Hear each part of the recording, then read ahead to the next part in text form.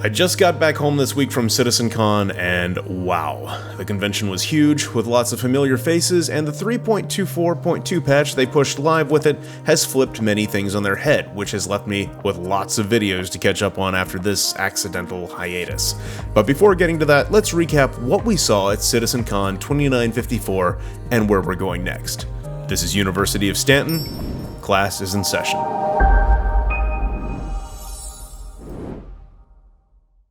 Before we begin, let's talk about where I've been and how we got to CitizenCon.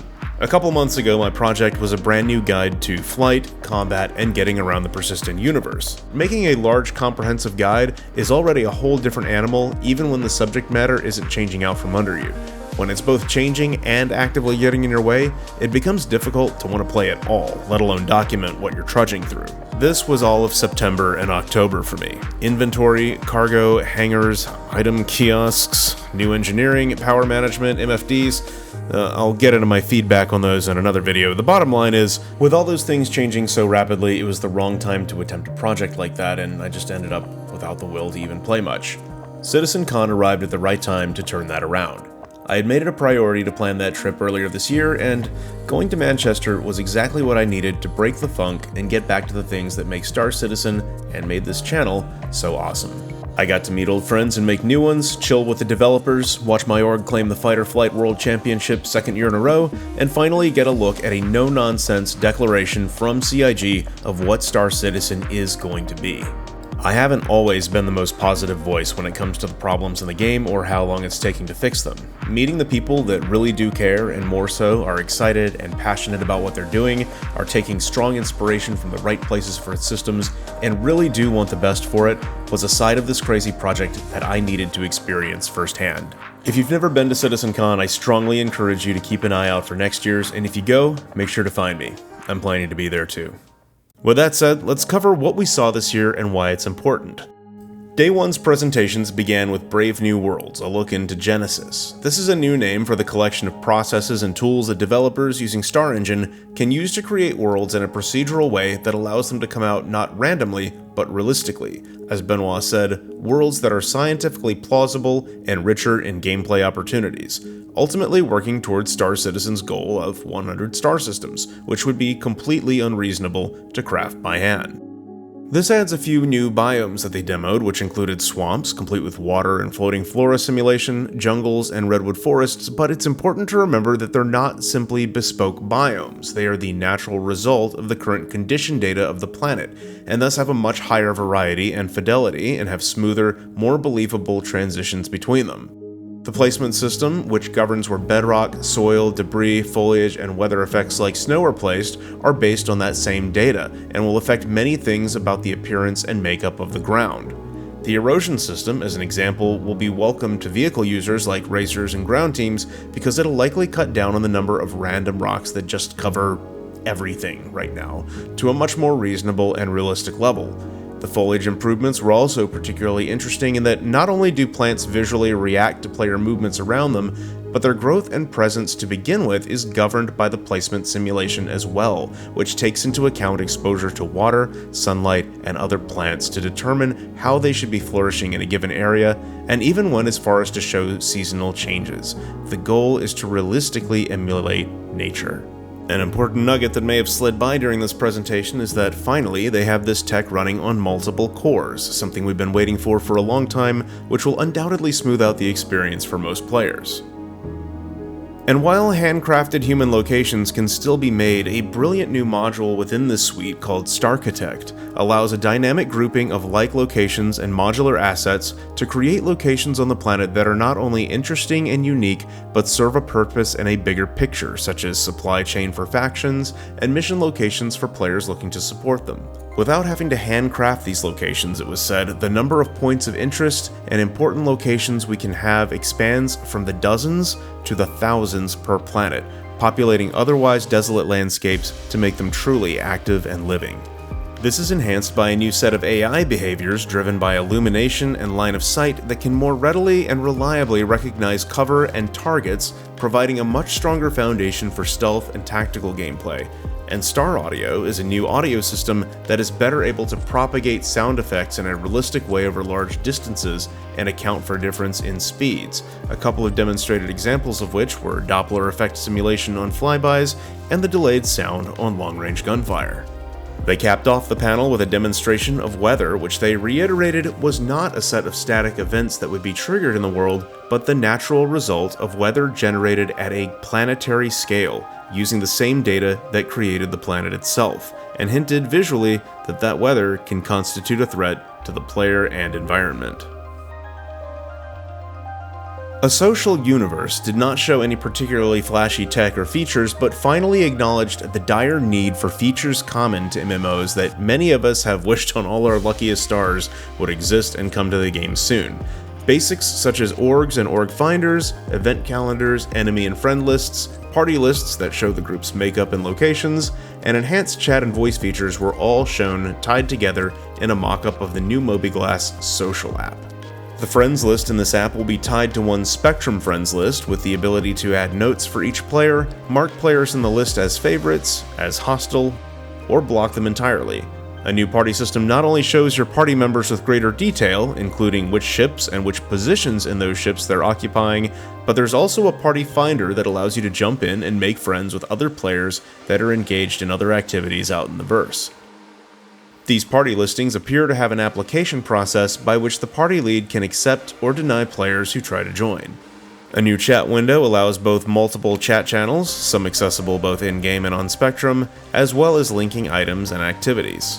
The guide system will also be updated, included as part of the social app, and use reputation to determine your eligibility to receive help. Don't grief the helpers. And reputation and experience actually performing tasks to prove that you're able to help teach others. Guide status will be something that the truly dedicated have to earn.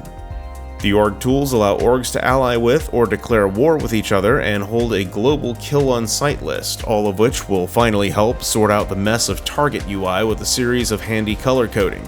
Orgs can also post events on an internal calendar, which can then be shared with other member orgs in an alliance. While you may still be a member of multiple orgs, only one of them can be represented at once, and this is important because of loyalty rewards. They take time to build up, and you lose them the instant you stop representing that org. Some of these benefits were touched on in a Day 2 presentation where it was shown that orgs can have a gameplay loop focus, which gives more specific bonuses for those loops to its players. Get ready to have alts, I guess. Thematically following the cosplay contest, Dressed to Kill was a presentation about the roles of various wearable items in helping specialize you for different tasks. These include both clothing and armor, which can now be mixed and matched far more fluidly to create a truly custom solution to whatever you happen to be doing. To demonstrate this, they created several character archetypes with some contrived stats based on the kinds of gear they might be wearing, showing that while they might make you perfect for some things, they might leave you struggling in other regards. Pilot or driving suits help to counter G-forces and offer better EVA thrusters, while also providing enhanced HUD elements. Heavier armor provides resistance to force reactions and ping functionality to get a better tactical view of your area, at the expense of giving away your own position. Civilian clothing can grant access to areas that armor wearers can't enter, and stealth or sniper armor helps you remain hidden by masking your radar signature. And finally, the Sandworm teased years ago made a reappearance in an actual gameplay demonstration showing that it takes cooperation on the ground and air alike, both of which can be directly threatened by the worms, but that the rewards harvested from them may very well be lucrative and necessary for groups, especially given what was coming on Day 2. Building on the day's first presentation, Day 1 wrapped up as Beyond Pyro laid out the plan for not one, but the next 2 star systems to come after Pyro. The first will be Nyx, which contains a newly reworked but classic location, Levski, in an asteroid belt between 2 of the system's planets.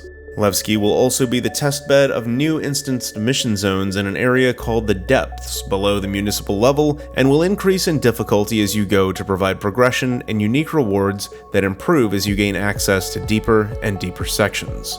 The second system will be Castra, a border system between the human and Xi'an empires where a toxic target practice moon and a fairly habitable home to a former military operations base turned mercantile and resort known as Sherman floats lazily on a scenic mountainside. And we saw that cargo grids are coming to all stations, allowing for onload and offload of the largest cargo ships. History might suggest that it'll likely be a while before we see these big new additions to the star map, but you never know. Genesis might come through in a big way, fulfilling its goal of automating the creation of these places with a tiny fraction of the human intervention it used to take. To wrap up day one, we were treated to an hour and 16-minute long playthrough of Squadron 42's opening mission, complete with live examples of why you don't take a last-minute untested game build on stage. If nothing else, we know it was really live. Squadron 42 is expected to launch sometime in 2026. Things got real on day 2. It kicked off with a bang on 3 extremely important fronts. Base building, but also the crafting needed to create and make these bases economically useful, and resource gathering, something hinted at during Day 1's Genesis planet creation system, which drives how and where gatherable resources are placed. All of it was heavily inspired by the resource and crafting systems of Star Wars Galaxies, which is about the best possible book you could choose to pull these particular pages from. I was seriously excited by this. You can craft almost anything in the game, from the smallest hand tools and weapons to ships and their components. The stated goal is for players, if they so choose, to be able to live off the grid. The resources you use to craft can be found by hunting and harvesting, salvage, hand and vehicle mining, and eventually extraction using structures. Resources will also have a quality attached to them, which is important down the line in the crafting process. A refining step in between determines the quantity of usable materials you'll get from the raw materials. Central to all of this is the concept of blueprints, which can be found or bought from various places in the game and stored safely in your character's data, which allows the refinement of a resource or the creation of an item if the requisite materials are available. Stats on the finished product may vary based on the quality of the materials used, and the blueprints themselves can be researched to unlock higher levels of quality. Many items themselves will also be upgradable through several tiers which will boost their stats, including ships, which offer 5 tiers of upgrades. Base building begins at the small level with a construction cart which can fit inside most smaller ships. The focus of their demonstrations seemed to be reinforcing that this is a game loop for everyone, down to solo players and small groups who just want to claim a quiet home in the wilderness. Could we get any more Star Wars Galaxies vibes? After they demonstrated interior decorating, including maglocking of items so no one unauthorized can run off with them, they showed off additional buildings including power centers, cargo elevators, observation towers, a system to sell items to other players, and larger-scale resource harvesters, going as far as showing construction of ships at a larger hangar structure and the sprawling facilities that could be possible with the cooperation of many players. These bases can be built in safer, higher security space for taxes, which go towards the upkeep of the local security services that keep it safe, or can be built at your own risk in lawless space. There's a system expected to provide certain shielding services even in lawless space like Pyro, but more on that possibly in another video. It can't be overstated enough how much this set of features will change the landscape of Star Citizen. Between items decaying, being destroyed or lost, and being crafted again, we'll have a full economy loop that has never existed here before, giving some true meaning to gameplay. And the best part? This was an in-game example, not a contrived machinima for illustration purposes. This suggests to me we could see this feature set land early in the 4.0 patch lineup. Captains of Industry picked up from there by introducing the base building vehicles and ships that would make this all possible. The Grav Cart, which was demoed earlier, is used to make small structures. The Argo CSV-FM, which carries 2 medium construction drones, can kick off construction on medium-sized structures, with the Argo CSV-SM offering support with 4 SCU of external cargo grid for additional construction materials. The MISC Starlancer BLD, which has 4 large drones, a drone control room, and 128 SCU of cargo for construction materials, tackles the large construction projects. And finally, the long-awaited Consolidated Outland Pioneer, which has been massively redesigned for a new place in this base building game loop, now has a landing pad and elevator on top, and facilities for medical, crafting, refining, and extraction. While it can be used for construction with its 4 extra large drones, it also creates a fascinating niche for itself as a sort of mobile base, able to carry plenty of materials, refine, and craft items all the way up to small ships. The size of structures you can build are obviously limited by the namesake size of the drones you're using, but it was also said that the larger drones can also work downward, completing smaller projects in less time. They also recapped the teasers of 10 vehicles from last year, 6 of which have been released, which leaves the Crusader Intrepid, Mirai Guardian, and RSI Polaris to be released by the end of this year, and leaving only the Anvil Legionnaire for the future due to its reliance on hacking gameplay. Finally, CIG wrapped up the presentations with The Stars My Destination, a complete picture of the game that Star Citizen 1.0 is meant to be and will imminently become. All of the features showcased during the weekend, they said, would be part of 1.0. Star Citizen 1.0 is expected to be a polished, performant experience with fully fleshed out game loops, no more resets, and no more so-called Tier 0 features. 5-star systems, which include Stanton, Pyro, Nyx, Castra, and Terra, will be included, along with a main character storyline that introduces the player to all of the main game loops. NPC guilds will support every profession game loop and offered continued progression in them, as well as criminal guilds covering the less than legal game loops. They also introduced the concept of citizenship, which is status a player can earn through completion of the main story and staying in good standing, which leads, among other things, to access to claim land. Taxes were covered, which include inheritance tax upon character death and the base security tax mentioned above for land claims in safe UEE systems. Insurance and ship claims were also covered in detail, which roughly 3/4 of the community couldn't understand, so we'll be doing a video on this before long as well.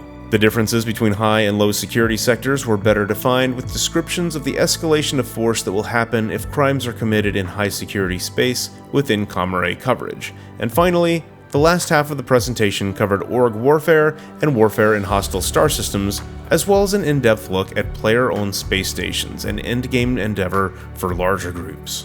Chris Roberts laid out the path to 1.0 as being between 12 and 22 months, a nice 10-month-long margin of error, with Alpha 4.0 reaching us by the end of this year. We still have at least one more patch, 3.24.3, coming to bring us IAE, but beyond that, from every indication, there's high confidence that 4.0 will be in our hands before the end of the year, and this in itself is going to change a lot for us and be an opportunity to explore Pyro and some of its new content before patches coming after begin to change the game as we know it forever.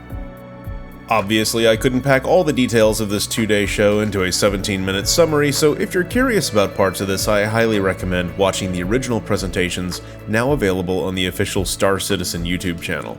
And if you remember something I didn't include that's important to you, let us all know in the comments. I'll be back soon with more of what's on deck right now. Thanks for watching. Class dismissed.